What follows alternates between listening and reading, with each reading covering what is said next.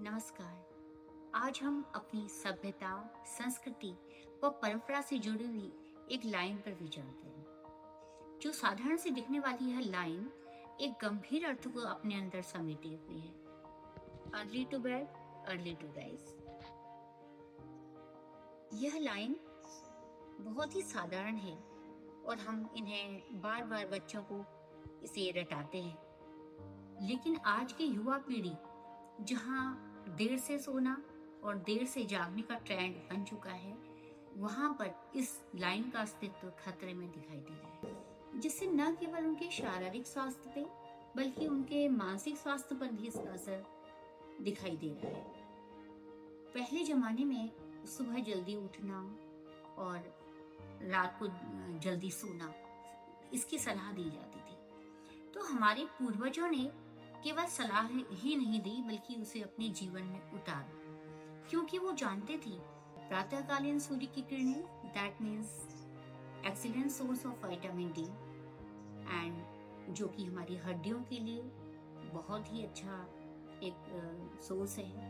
न केवल हड्डियों के लिए बल्कि इससे हमारी मस्तिष्क पे भी इसका असर पड़ता है। ये मनोविज्ञान चिकित्सा विज्ञान का एक अद्भुत संगम है।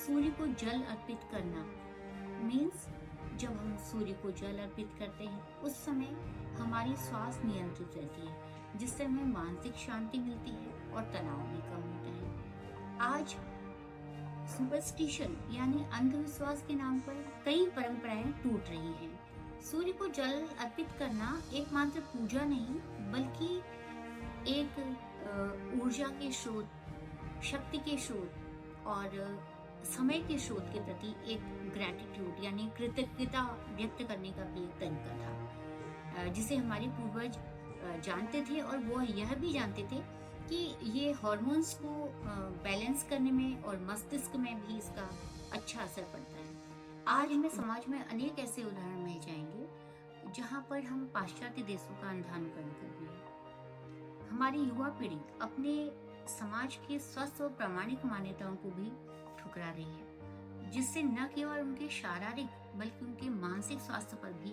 इसका असर पड़ रहा है। लेकिन वो इस बात से बिल्कुल अनभिज्ञ है। कहने का आशय यह है कि समाज की स्वस्थ व प्रामाणिक मान्यताएं सुपरस्टिशन यानी अंधविश्वास नहीं है, बल्कि वह समाज को और संस्कृति को आगे बढ़ाने में सहायक होती है। धन्यवाद।